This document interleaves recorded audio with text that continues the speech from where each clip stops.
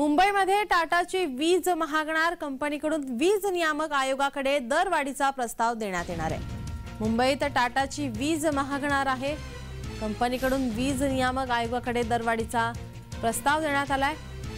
आपले प्रतिनिधी डॅरेल मिरांडा आपल्या सोबत फोन लाईन वरून जोडलेले आहेत। तर डॅरेल, मुंबईत टाटाची वीज महागणार आहे, या संदर्भात अधिकची माहिती।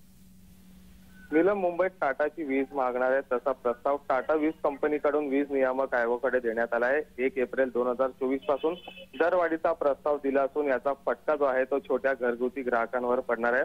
100 युनिट वीज वापरणाऱ्या ग्राहकांवर याचा अधिकचा फटका बसणार आहे। टाटा पॉवरला गेल्या काही वर्षांमध्ये वीज वसुली कमी होत असल्याचे कारण देत या दरवाढीचा प्रस्ताव नियामक आयोगाकडे करण्यात आला आहे। आता हा प्रस्ताव जर मान्य झाल्यास तर टाटाच्या वीज ग्राहकांना याचा मोठा धक्का बसणार आहे। नेमकं कधीपासून ही वीज मागणार आहे, त्या संदर्भात काय अधिकची माहिती?